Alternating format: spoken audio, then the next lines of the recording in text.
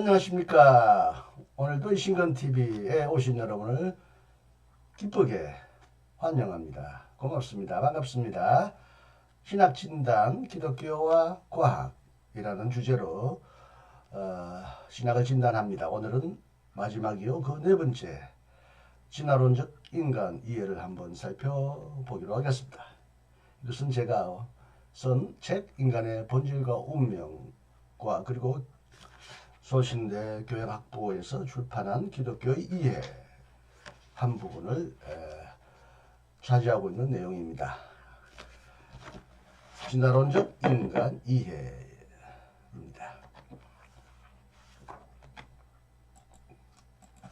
성서를 문자적, 축자적으로 해석하는 근본주의자들이나 이른바 창조과학회에 속한 소수의 개신교 과학주의자들과 그 신봉자들을 제외한다면 오랫동안 기독교로부터 거센 비판을 받아온, 그리고 지금도 비판을 받는 진화론이 이제는 서서히 기독교 신학 안으로 수렴되고 있음을 보고 있습니다.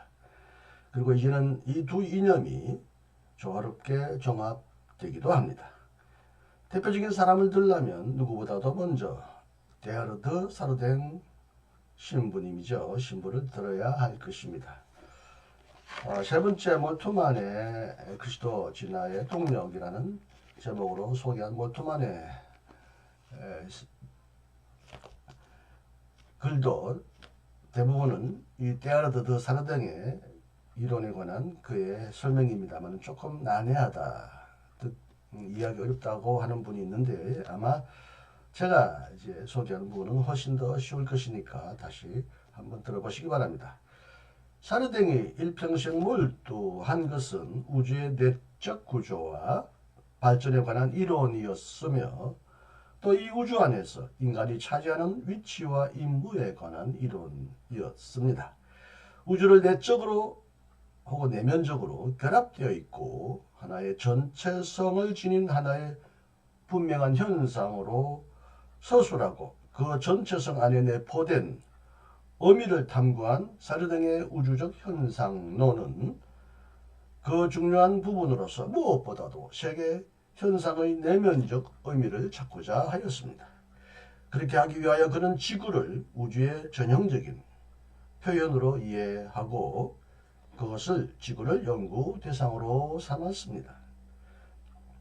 그리하여 그의 탐구가 도달한 지구의 모습은 유기적으로 결합되어 진화하는 하나의 통일체로서 계속적이고 끊임없는 사건과 상태의 흐름을 갖는 지구의 모습이었습니다. 진화의 과정은 크게 세 단계로 나누어지는데요. 지질권, 생명권, 그리고 정신권입니다.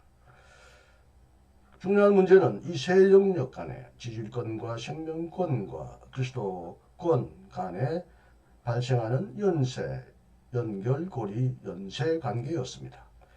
지질권에서 어떻게 생명이 발생하며 생명권에서 어떻게 정신권이 발생했는가. 사르댕의 견해에 따르면 비록 물질과 생명의 관계, 그리고 동물적인 생명과 인간의 관계에서는 근본적인 차이가 있다고 합니다. 근본적인 차이는 있지만 또 근본적인 유대, 끈끈한 연결과 본질적인 결합도 있다는 것입니다. 물론 이 전이 옮겨가는, 변화해가는 상태, 전이에 관한 이론은 어디까지나 가설일 뿐입니다. 하지만 사르댕에 의하면 이 전이가 변화, 옮겨감이 즉 물질권에서 생명권으로, 생명권에서 정신권으로 옮겨가는 이 과정이 증명되거나 설명되지는 못하더라도 적어도 이 전이가 얼마나 타당한지는 설명할 수 있다는 것입니다. 모든 분야에서 어떤 만물이 어느 정도의 정도 한계점에 도달하면 이것을 임계점이라고 하죠. 임계점에 도달하면 모든 종류의 비약, 즉 상태 변화가 나타난다는 것입니다. 사르댕의 설명이 아니라 제가 이 설명을 좀 쉽게 설명하면 예컨대 물을 말할 수 있습니다. 아주 물이 영하이도로 내려가면 아주 꽁꽁 돌멩이보다 더 단단한 고체로 변하지만 날씨가 따뜻해지다 보면 점점점 얼음이 녹아서 나중에는 0도 이상으로 올라가면 물이 됩니다. 그리고 또 이 물이 어느 정도 또 데워지거나 끓게 되면 임계점에 도달하면 이제는 수증기가 변하여 기체가 되어서 하늘 위로 올라가서 구름으로 형성됩니다. 또 구름이 또 어느 정도 무거운 고체로 변하면 땅에 떨어지고 또 땅에서 녹아서 물이 되고 이렇게 고체, 유체, 물을 유체라고 그러나요? 액체죠 참. 그리고 기체로 변하는 것을 우리가 상상할 수 있겠습니다.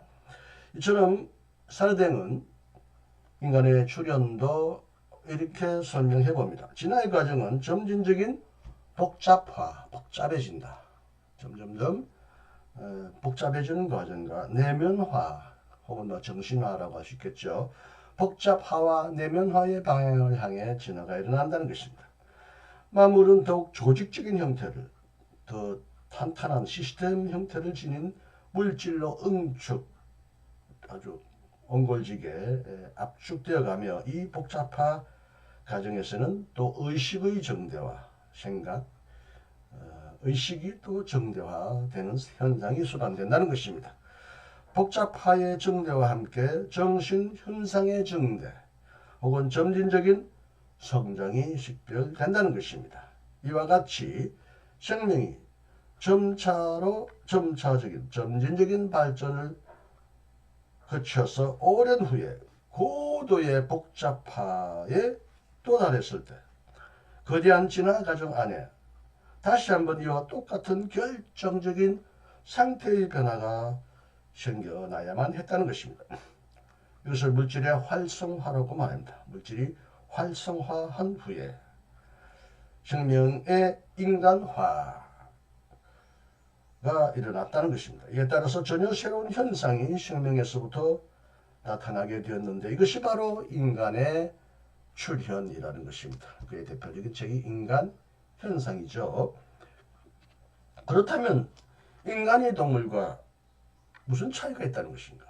동물권에서 이른바 정신권이라고 하는 인간이 출현했다면 인간과 동물의 차이점은 없는가? 그것은 인간의 의식적 사고력입니다. 사고의 능력이라는 것입니다. 인간은 반성하고 반대로 성찰하고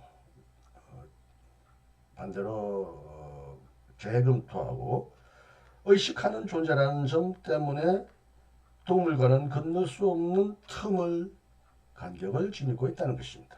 이런 의미에서 인간은 동물과 다를 뿐만 아니라 전혀 다른 별개의 존재라는 것입니다. 동물도 분명히 의식은 있지만 반성하는 능력은 인간보다 훨씬 떨어지죠. 반성이 동물에게도 일어나는지는 잘 모르겠으나 오늘날 생물학의 변화와 더불어 동물도 스스로 반성해보는 능력을 가지고 있지 않겠는가 생각할 수도 있겠지만 그러나 그 정도는 혹은 그 질적인 면에서 인간과는 비교할 수 없을 정도로 차이가 있다는 것입니다. 이것은 단순히 정도의 차이만이 아니라 상태의 차이에서 오는 질적인 차이라는 것입니다. 단순한 양적인 차이만이 아니라 질적인 차이가 있다는 것입니다. 인간의 출현은 연속성 위에서 일어난 불연속성, 동물과 인간의 연속성상에서 일어났지만 또 동물과는 전혀 다른 불연속성이 있고 상상할 수 없던 전혀 새로운 변화가 일어난다는 것입니다.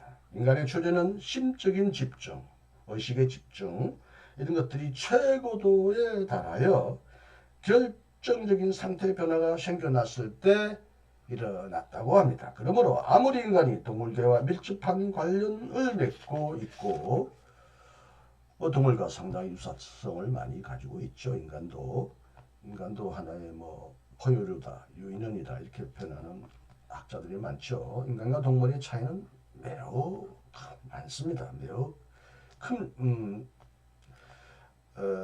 인간과 동물의 동질성은 상당합니다. 그럼에도 불구하고 인간은 한갓 동물계의 보잘것없는 어떤 하나의 부산물, 결과물로만 생각될 수 없다는 것입니다. 비록 인간이 근원적으로 발생학적으로는 동물계의 머나먼 역사로부터 출발했다고 하더라도 인간은 우주 안에서 돌이킬 수 없는, 되돌릴 수 없는 전혀 새로운 하나의 정신 현상으로 나타났다는 것입니다. 그러므로 인간은 우주 안에서 탁월한 위치를 차지하고 있다고 사르댕은 봅니다. 인간은 진화의 최첨단 클라이막스, 최정상 위에 서 있으며 이제는 자신의 자연 환경보다 더 탁월하고 혹은 우월하고 존엄한 존귀한 지위를 가지고 있다는 것입니다. 하지만 사르댕에 따르면 우주의 진화는 인간에게서 끝나는 것이 아니라는 것입니다. 진화는 여전히 진행 도중에 있으며 예측할 수 없는 미래를 향해 나아가고 뻗어간다는 것입니다. 세계는 인간 안에서 또 인간을 통하여 더 큰 완성을 향하여 계속 움직이고 있다고 합니다. 완전히 전적으로 미래를 지향하는 존재는 우주 안에서 오직 인간일 뿐이라는 것입니다. 동물과 인간의 동질성과 차이성을 말할 때 세계의 개방성을 철학적 인간학자들은 말합니다. 동물과는 달리 동물은 비교적 자신의 환경이나 본능에 충실하지만 인간은 본능을 벗어나 심지어 세계를 벗어나 무한히 개방하고 변화하고 열려 나갈 수 있다. 철학적 인간학의 가장 중요한 개념이 세계의 개방성입니다. 세계를 향한 개방일 뿐만 아니라 세계로부터 또한 벗어날 수 있는 세계의 개방성인데요. 사르댕도 이와 비슷한 표현을 씁니다. 이를 향하여 무한히 지향할 수 있는 존재는 우주 안에서 인간뿐이라는 것은 너무 인간 중심적이거나 인간 이기적인 것은 아닌가 생각할 수도 있겠습니다만 정말 현상적으로는 우리가 이렇게 볼 수밖에 없다는 것이죠.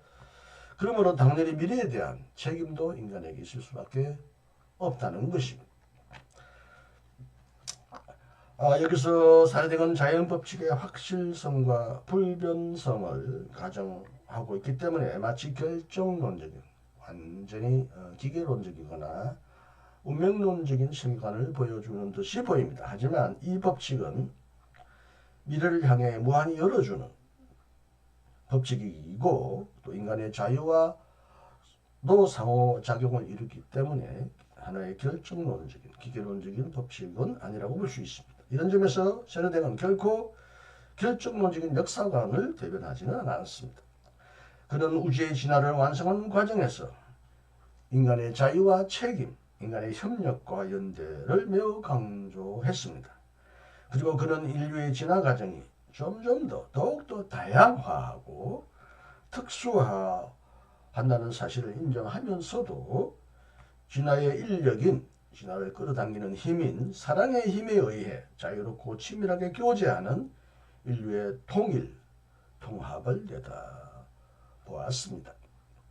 하지만 사르댕의 사상이 신학에게 특별히 매력을 주는 것은 바로 그리스도론적 진화 해석에 있습니다. 그에 따르면 온 창조는 창조의 본래적인 정점, 클라이막스인 그리스도에게 집중됩니다. 이것을 오메가 포인트라고 그는 불렀습니다. 만물은 그리스도 안에서 존재하고 그리스도에 의해 통일되며 그리스도 안에서 완성됩니다. 이건 바울의 편지에도 이런 말이 나오죠. 만물이 그리스도 안에 있고 그리스도로부터 나오고 그리스도 안에 있고 그리스도 안에서 통일된다는 거죠. 그는 초자연계만이 아니라 자연계의 목표와 절정입니다. 즉 그리스도는 초자연계만이 아니라 자연세계의 절정, 클라이막스, 오메가 포인트라는 것입니다.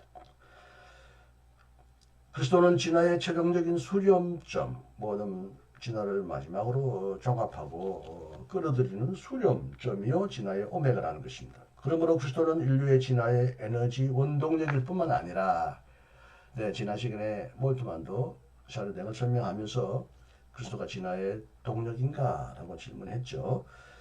그리스도는 인류의 진화의 원동력, 동력이라는 것이죠. 그 종점과 목표이기도 하다는 것입니다.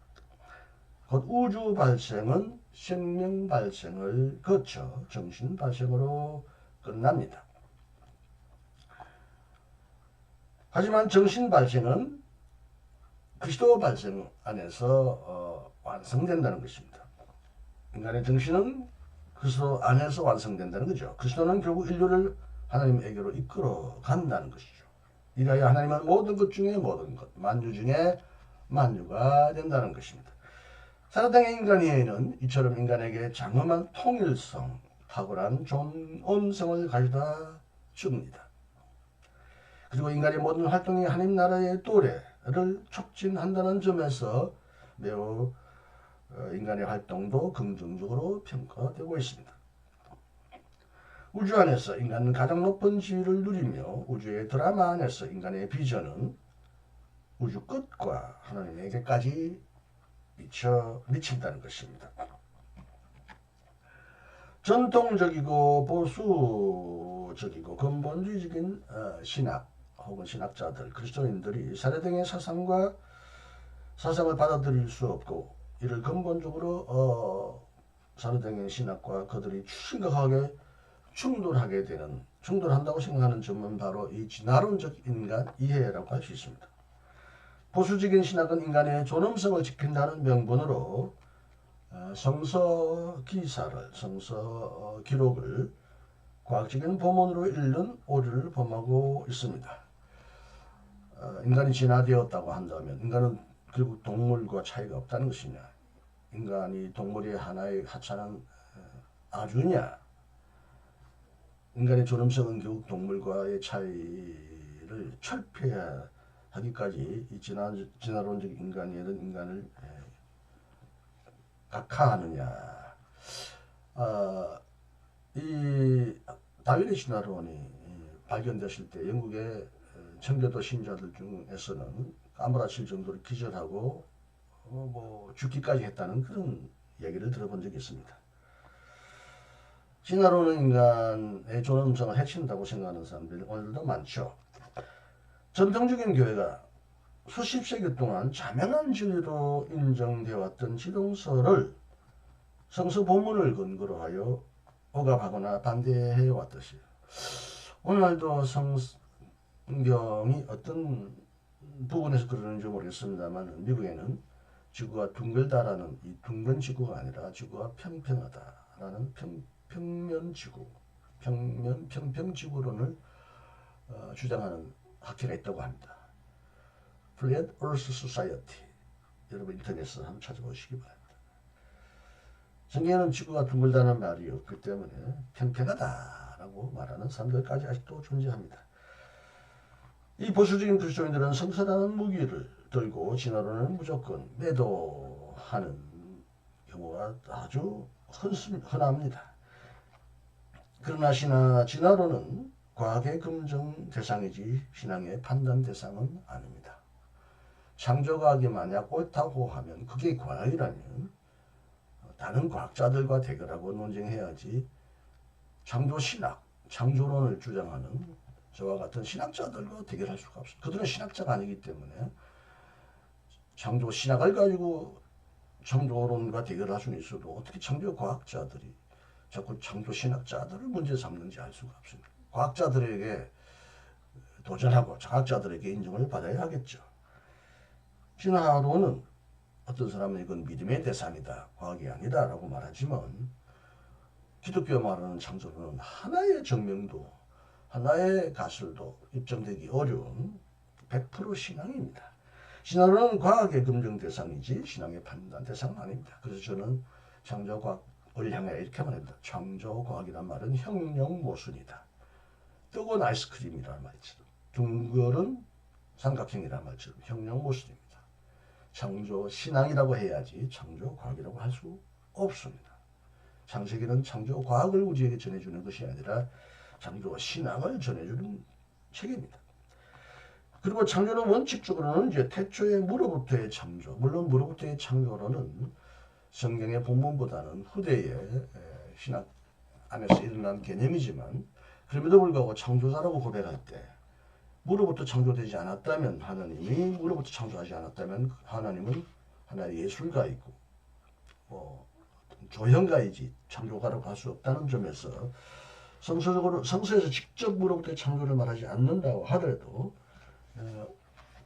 기독교는 성서로부터 무로부터의 창조를 믿어왔습니다. 여하튼 창조란 말은 전혀 없는 데서 새로운 것을 만들어냈다는 것이 창조죠. 있는 것으로부터 있는 것을 만들어내면 그건 조형이고 예술적인 작품입니다. 이것은 신앙의 고백의 대상이지 과학의 대상이 아닙니다. 그러므로 과학자들도 어떻게 무로부터 유가 생겨났는지에 대해서는 말할 수 없고 말하지 않습니다. 그것은 과학에 의하여 증명될 수도 없고 오류라고 반박될 수도 없습니다. 그러나 진화는 존재하는 것에서부터 존재하는 것. 이 땅에 어쨌든 물질이 존재하니까 물질로부터 어떻게 생명이 나오고 생명이 어떻게 복잡화와 의식의 정대화를 통하여 인간으로 진화했는가를 밝히는 무에서 유를 증명하는 게 아니라 유에서부터 유가 발생하고 변하는 법칙 혹은 스페시스라고 그러나요? 인류, 류류 할 때, 종류 할 때 어떤 유형에서 식물 유형, 동물 유형, 동물에도 다양한 복잡한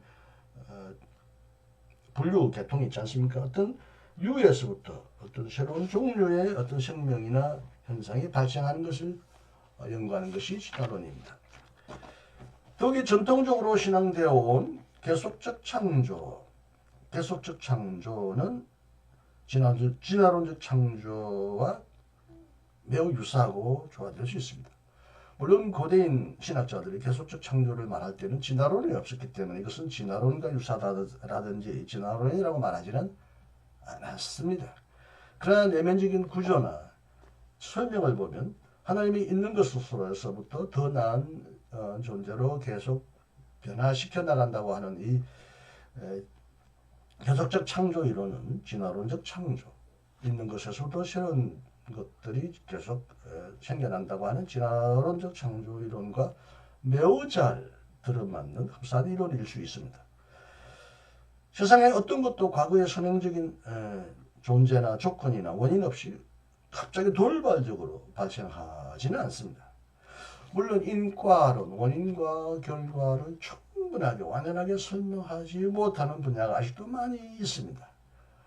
미시한 세계, 미시론에서 원자를 굉장히 거시도 마찬가지지만 미시 물리학에서는 원인과 결과를 알 수 없는 갑자기 원인도 없이 툭 튀어나오는 어떤 그런 현상을 과학자들도 발견합니다만 대부분의 우리가 보는 경험하는 세상에서는 어떤 원인도 없이 그 이후에 결과가 생기지 않는 경우는 없으나 그럼에도 불구하고 어쨌든 오늘날 과학은 인간의 한계성 안에서 원인과 결과에 관한 이론이 무너지거나 충분히 설명할 수 없는 영역이 아직도 많이 있다는 것은 사실입니다. 그러나 연속성이 반드시 불연속성을 포함하고 있다고도 이해할 수 있듯이 불연속성 속에서도 연속성이 있다고 이해할 수 있습니다.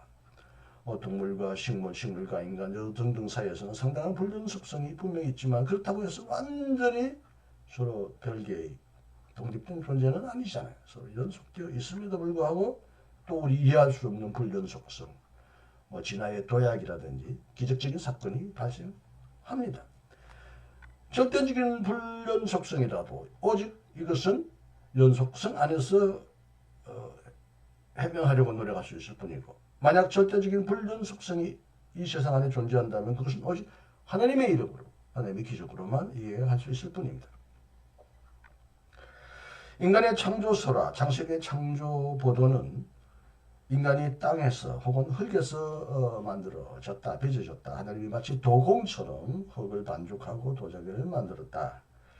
여기 요즘에 도자기를 만들 때는 굽지 않아요. 단단하게 하려고. 그리고 유약도 바르는데 고대인들은 유약이 없었고 굽는 방법을 몰라서 아주 오래전에 발견된 시대의 도기를 투박하게 굽지 않은 상태로 말려서 단단하게 만들어진 도기도 자주 발견됩니다. 자반 인간이 흙에서부터 만들어졌다는 것은 인간이 땅에서 유래했다는 뜻이기도 합니다. 이것을 통하여 창조설하는 인간은 다른 생명체와는 달리 다른 생명체는 아무런 원재료도 없이 있어라, 식물이 자라라, 동물이 나와라 하고 했다는데 사실 이것이 흙으로 만든 것보다 훨씬 기적적이고 신비하고 놀라운데요.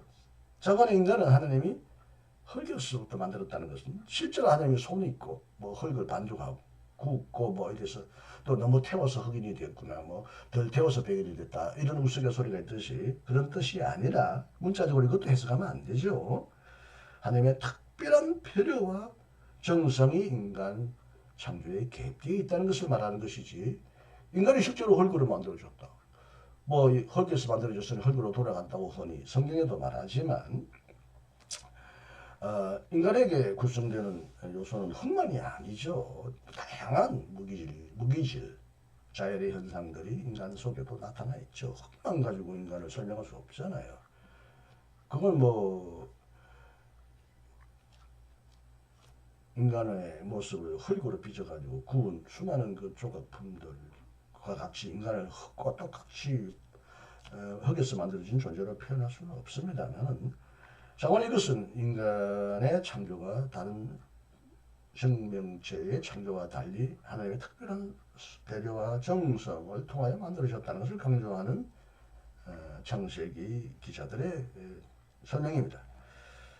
이로써 또한 인간이 다른 피조물들과는 질적으로 다른 고귀한 존재로 존엄한 존재로 창조되었다는 것을 신앙 고백하고 있습니다. 그렇지만 인간 우리가 아담이라고 합니다. 아담은 이제 하와라고 이브라고 말할 때는 남자라고 표현하지만 원래 아담의 의미는 인간이랍니다. 아담은 피조물인 땅은 또 신기하게도 아다마라고 합니다. 히브리어로. 그래서 아다마와 아담이 이렇게 연결성이 있다는 거. 흙에서 만들어졌기 때문에 아다마로부터 아담이 나왔다는 거. 이렇게 히브리어 단어에도 그 관계를 설명하고 있습니다. 그런데 땅과 인간의 관계 혹은 자연과 인간의 관계 혹은 연속성은 성경에는 비록 흙으로부터 인간을 만들어서 뭐 반죽을 해서 말려서 혹은 하나님이 어떤 생명에 숨을 불어넣어 주셔서 그리고 여자는 또 남자가 잘 때 갈비뼈를 떼서 만들었다라고 이렇게 설명되어 있지만 우리가 그 문자적으로 해석할 수 없습니다만 뭔가 그래도 그거는 인간이 자연, 피조물, 흙과의 연속성을 가지고 있다는 자연과의 연속성을 가지고 있다는 것을 암시하고 있습니다. 그렇다면 자연과 인간의 연속성을 설명할 때는 오늘날 진화론적인 패러다임이 아니면 설명될 수가 없습니다. 사례되기 말한 대로 지질권에서 어떻게 생명권이 나왔는지를 설명할 수 없다 하더라도 거기서부터 나왔고 신백에서 인간 현상이 나왔다는 것입니다. 이건 연속성이죠. 전통적 창조론이 진화론을 반대하는 또 다른 이유는 무엇입니까? 진화론이 하나님의 창조행위 혹은 섭리를 부정한다, 반대한다는 것입니다. 하지만 모든 진화론자가 무신론자는 아닙니다. 데아르드 사르댕은 앞에서도 설명했지만 신부님이었습니다. 신부님으로서 또한 이렇게 많은 지질학을 연구하신 그런 과학자입니다. 그는 경건한 가톨릭 사제였습니다. 진화가 반드시 무신론의 도구는 아닙니다. 진화론자 중에 진화론을 근거로 무신론을 주장하는 사람이 없지 않아 있지만은 많은 유신론자와 심지어 그리스도인들, 기독교인들이 상당히 많습니다. 진화론은 단지 자연의 법칙을 설명하려는 학문일 따름입니다. 신앙의 자유도 여기 여전히 열려 있습니다. 그러나 창조신앙에서 볼 때 진화는 하나님의 계속적인 창조의 과정으로 수행될 여지가 있고요. 그래서 하나님은 진화를 통해 창조하시는 분으로 고백할 수도 있습니다. 하나님은 단순히 진화만이 아니라 또한 특별한 섭리와 기적을 통하여 창조 안에 개입할 수도 있지만 하나님이 진화를 사용하셔서 인간을 세상 만물을 창조했다. 이게 흔히 유신론적 창조론, 창조론적 유신론이라고 거꾸로 말할 수도 있나요? 오늘 이걸 가지고 오늘 신학계에서 그리고 과학계에서도 공방이 많습니다만 하나님은 진화를 통해서 창조하시는 분이다 라고 이해할 수도 있다는 것입니다. 자연 법칙과 자유가 항상 상반되는 것이 아니듯이 자연의 법칙이 정해져 있다. 그러므로 인간에게는 자유가 없다고 말할 수는 없죠. 자연 법칙을 이용하여 알지 못했던 새로운 자연 법칙을 발견하여 새로운 것들을 만들기도 하고 발견하기도 하고, 또 때때로는 자연 법칙과 위배되는 듯한 어떤 현상을 발견하게 되면 인간은 또 그걸 자유롭게 만들어서 새로운 제품을 만들고 과학적인 발명을 합니다. 하여간에 어떤 자연 법칙과 자유가 상반되지 않는다. 인간은 결국 결정론적으로 아무런 자유가 없는 존재라고 말하는 철학자들도 있습니다만, 저는 자연 법칙과 자유가 상반되는 것은 아니라고 봅니다. 창조와 진화, 그리고 하나님의 섭리와 피조물의 어떤 의지도 항상 상반되는 것은 아니라고 봅니다. 태초의 창조에 비교해서 계속적인 창조, 진화적인 창조, 혹은 점진적인 창조는 하나님의 단독 행위가 아니라 무에서 유를 만드신 창조 행위는 하나님의 단독적인 유일한 하나님만의 일이지만, 계속적인 진화, 계속적인 점진적인 진화는 하나님이 피조물과 협력하시고 피조물을 통해서 피조물 안에서 일하시는 하나님의 협력, 동반 행위입니다. 그러나 계속적 창조 안에는 하나님의 자유와 함께 하나님의 섭리와 뜻 못지않게 피조물의 섭리, 의지, 노력도 함께 연료 통합되어 있다고 봅니다. 그리고 근본주의적인 성향을 띠는 보수주의 신학이나 폐쇄적인 근본주의 신학이 인간과 사회 전반을 매우 비관적으로 파악함으로써 종종 진화론을 기독교의 적대자로 여겨온 경우도 적지 않습니다. 이와 같은 신학은 종종 미를 향해서 다시 저 하늘 위의 천국, 천당을 위해서, 피안적인 천당을 위해서는 열렬히 열려있는 자세를 강조하지만, 앞을 향해서는, 미래를 향해서는, 인류의 미래와 이 땅에 다가오는 하나님 나라를 향해서는 매우 닫힌 보수적인 폐쇄적인 자세를 유지한 경우가 많습니다.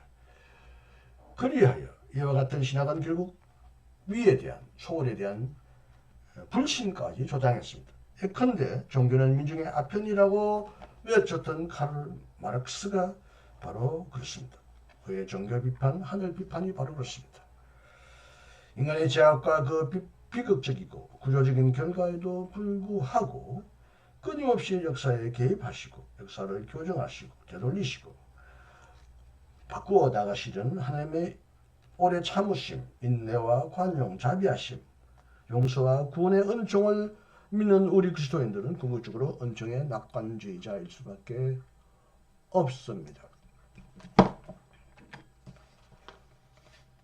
그렇다면 경건한 그리스도인이 우주와 사회, 인간의 진화와 완성을 믿는 경건한 진화론자가 되기를 거부해야 할 필요는 없습니다.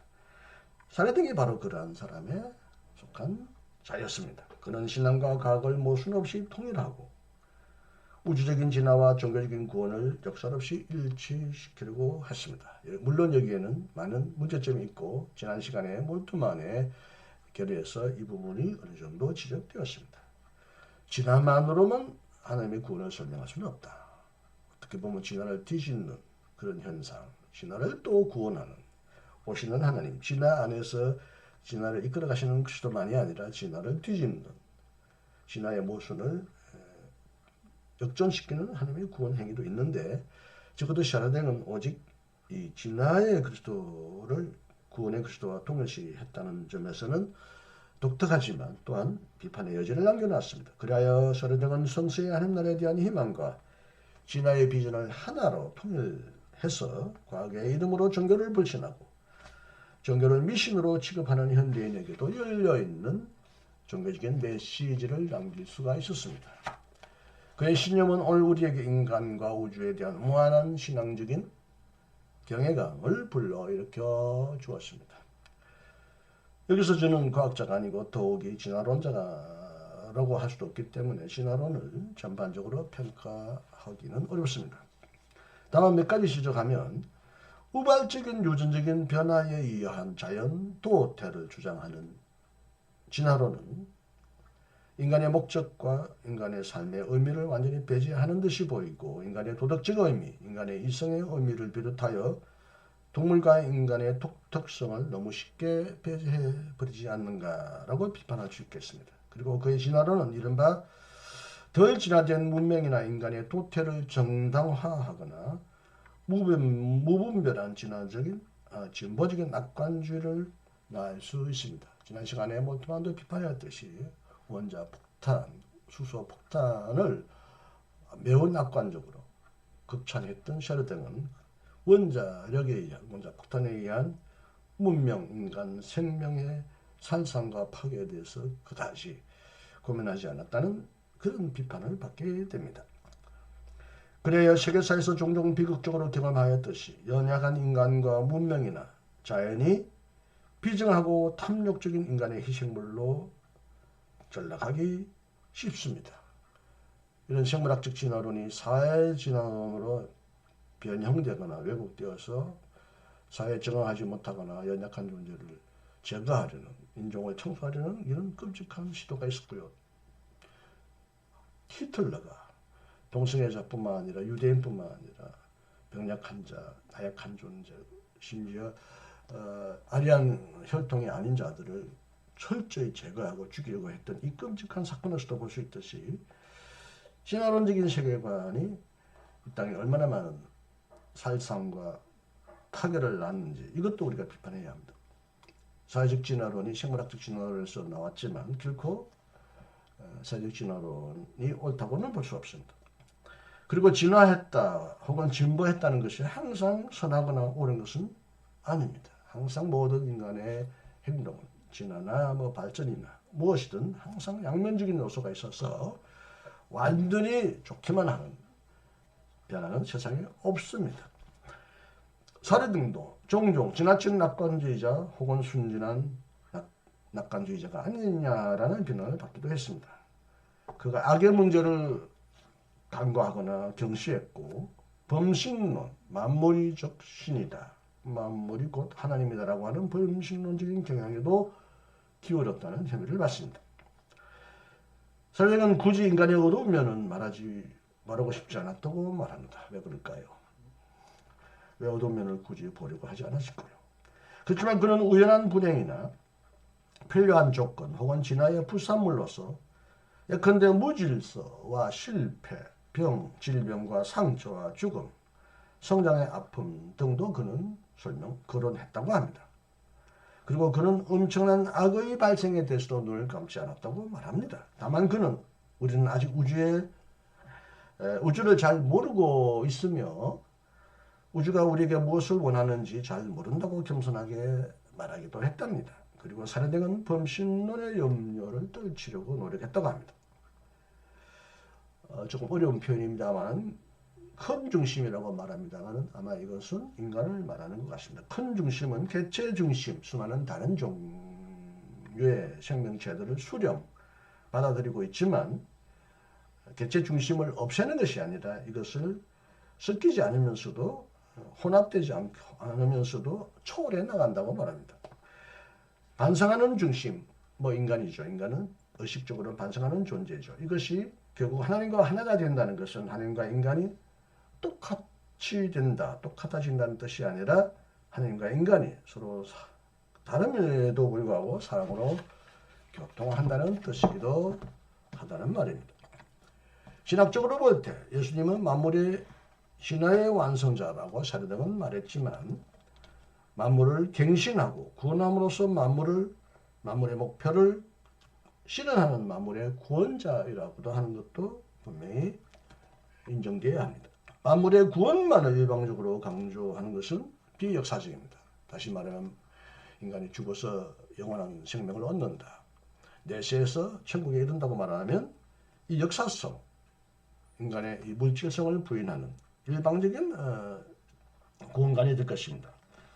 하지만 만물의 진화만을 또 강조하면, 진화만을 절대적으로 강조하면 어떻게 보면 밀림 속에 살육이나 생존 투쟁과 적자 생존을 무조건 두둔하기 쉽습니다. 살아남은 자, 강자만이 옳다라고 말하는 이론으로 빠지기 쉽습니다. 그래서 하나님은 진화를 통해서 만물을 구원해 가시는 분이기도 하지만 구원을 통해 만물을 진화시키거나 혹은 갱신하는 하나님이라고도 말할 수 있습니다. 이처럼 비록 진화와 구원은 쉽게 분리될 수는 없지만 인간이 살아가는 하루하루의 삶의 모습, 변화의 모습을 구원과 달리 구원은 오직 내세에 죽어서 이루어지는 이 전형적인 사건으로 먼 구원을 내세화하거나 변화할 수는 없습니다. 매일매일 삶 속에 하나님이 어떻게 우리를 구원하시는지 회개하고 변화해 나가는 점진적인 진보와 발전 속에서도 하나님은 우리를 구원해 나가시는데 이처럼 진화 혹은 발전이 구원과 분리될 수는 없지만 이것은 또한 구분은 되어야 합니다. 그리고 진화 혹은 만물의 진보의 관념이 구원 혹은 만물의 완성의 관념과 적절히 조화되거나 그에 의하여 보완되어야 한다고 봅니다. 오직 그럴 때만 비로소 진화론은 기독교 신앙 안에서 적절한 자리를 차지할 수 있다고 봅니다. 진화는 과학이기 때문에 과학을 우리가 무시할 수는 없지만 오직 과학 이론만을 신학의 전부로 삼을 수는 없습니다. 하나님의 말씀 계시, 특히 예수 그리스도 안에서 나타난 복음의 핵심에서부터 진화론을 수용하면서도 비판적으로 보완하거나 수정해 나가야 할 것입니다. 그러나 만약 구원이 초시간적이고 시간을 초월하고 초역사적이고 일시적인 사건이 아니라 한순간에 구원받았습니다. 죽으면 구원받습니다가 아니라 매일매일 삶 속에 매일매일의 시간 속에 하나님의 영원하심이 침투하고 단순히 일시적인 사건이 아니라 믿는 그 순간에 구원이 완성된 것이 아니라 또한 구원은 매일매일 이루어져야 하는 두렵고 떨림으로 이루어야 할 구원의 사건이라고 한다면 구원이 그리고 그래서 구원도 기나긴 역사를 관통해 나가는 점진적인 사건이라고 한다면 진화론은 구원의 범주를 자연어로까지 역사의 범주까지 포함시킴으로써 우리가 역사로부터 도피하거나 회피하지 않고 역사 속에서 구원이 이루어진다는 것을 받아들이게 하는 하나의 이론으로서 적절히 이 진화론을 재평가할 수도 있을 것이라고 봅니다. 제 설명도 좀 어려웠나요? 그래도 몰트만 선생님의 설명보다는 쉽지 않았겠습니까? 제가 번역을 아무리 잘해도 역시 독일어의 번역은 쉬운 게 아닙니다. 하여튼 지난 시간에 몰트만이 사르댕을 어떻게 해석했는가 하는 그 이론과 지혜 설명을 한번 보완하셔서 누가 더 잘했느냐가 아니라 서로 설명을 잘 통합적으로 사르댕 이론을 비판적으로 해석하고 이해하기 위하여 이 두 이론을 한번 교차 점검해 보시면 큰 도움이 될 거라고 봅니다. 네, 특별히 소신대 박영식 교수 사건을 기점으로 다시 뜨겁게 떠오른 기독교와 과학, 특히 진화론과 창조론의 관계를 네 차례에 걸쳐서 한번 다뤄보았습니다. 오늘은 마지막 제 견해였습니다. 진화론적 인간 이해. 다시 말씀드리지만 저의 이 내용은 2011년에 소신대학교 출판부에서 출간된 시대육생 필수 과목의 교재 기독교 이해안에 첨부되었고요. 그것은 이미 2010년도에 제가 출간한 인간의 본질과 운명 안에 하나의 한 꼭지로 실었던 내용입니다. 네, 부족한 제 강의를 끝까지 들어주셔서 감사하고요. 더 이상 이런 문제로 다투지 않았으면 좋겠는데 그러나 주님 오실 때까지 이 진화론과 창조론의 문제는 계속 뜨거운 감자로서 우리가 관심을 가져야 할 주제일 것 같으니까 앞으로도 이 문제를 등한시는 하지 않겠습니다만 이제 좀 더 새롭고 더 중요한 주제로 여러분을 만날 수 있기를 바랍니다. 감사합니다. 안녕히 계십시오. 이신근이었습니다. 또 만나겠습니다.